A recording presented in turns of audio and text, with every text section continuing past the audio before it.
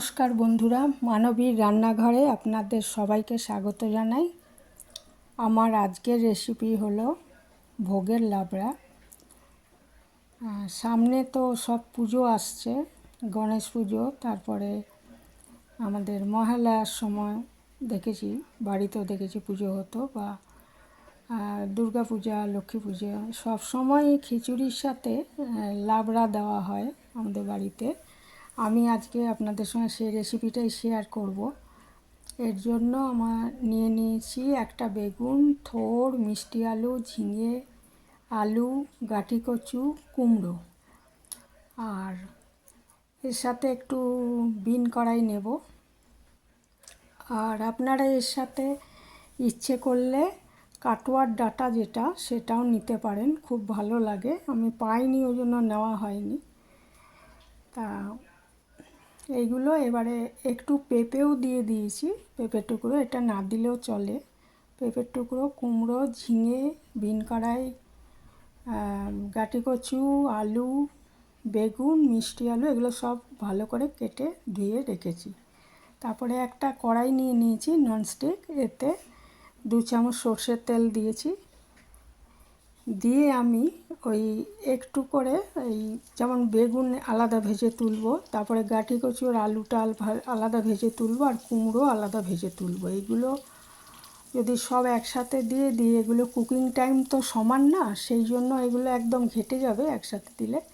তাই এগুলো একটু ভেজে আমি আলাদা করে তুলে রাখবো। তারপরে বাকিগুলো আর ভাজবো না, ওইগুলো ওই 5 ফোড়ন দিয়ে তেজপাতা ফোড়ন দিয়ে আমি সেই সবজিগুলো একসাথে দিয়ে দেবো। এখানে আমি কুমড়ো ভাজা, দেখুন, কুমড়ো, বেগুন, এগুলো আলাদা ভেজে তুলেছি। তারপরে ওই গাঁটি কচু আলুটাও একটু হালকা করে ভেজে তুলেছি।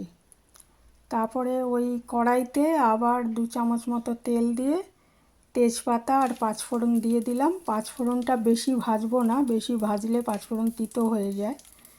তারপর ওই 5 ফোড়নের মধ্যে আমি একটু নারকেল কোড়া, এটা অবশ্যই দেবেন, একটু নারকেল পরিমাণ মতো 3 চামচ মতো নারকেল কোড়া আমি দিয়ে ভেজে নিচ্ছি।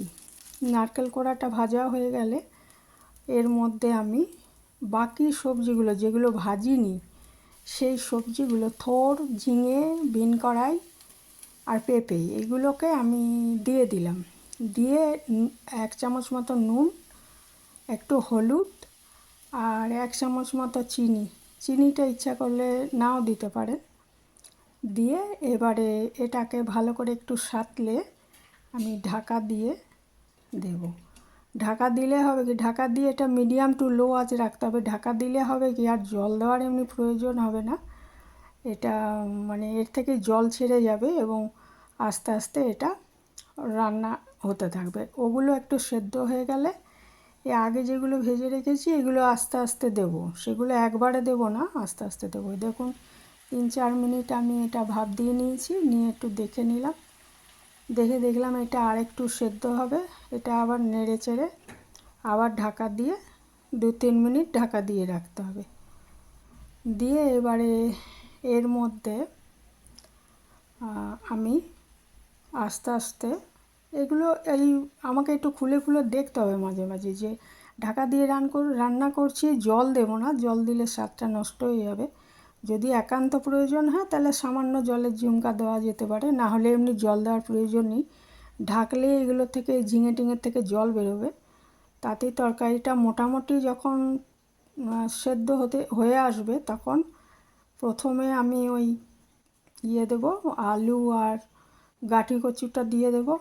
তারপরে আবার 2-3 মিনিট রান্না করে তারপর দেবো ভাজা কুমড়োটা, এবং একদম শেষ পর্যায়ে যখন রান্নাটা হয়ে যাবে প্রায়, তখন আমি দেবো বেগুন ভাজাটা, কারণ বেগুনটা রান্না হতে সবচেয়ে কম সময় লাগে এর মধ্যে।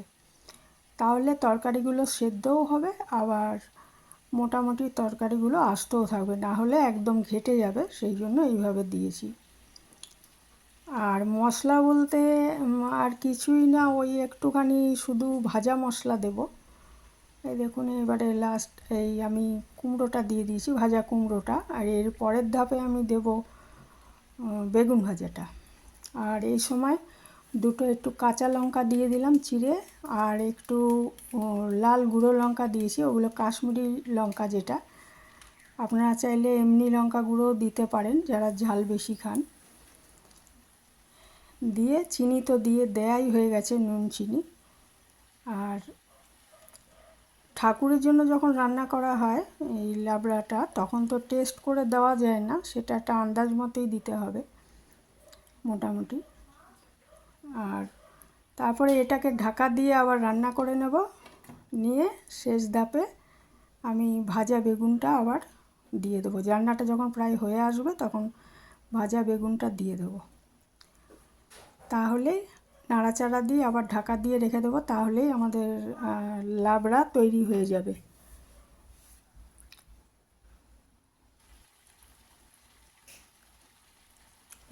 এটা একদম তৈরি হয়ে গেছে।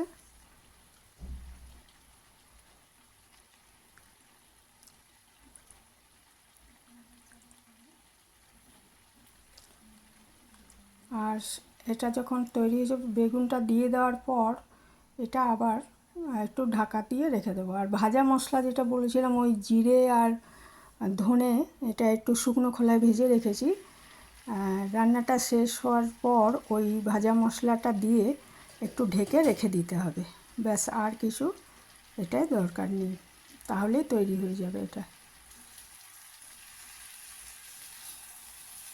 আর লাবড়া আরও অন্যরকমভাবেও করা যায়, তবে আমাদের বাড়িতে সাধারণত এইটাই করা হয়। আর শীতকাল হলে একটু মূলো দিয়েও করা হয়, তবে সেই রেসিপিটা আলাদা, সেটা কোনো সময় শেয়ার করব। তাহলে আজ এই পর্যন্তই।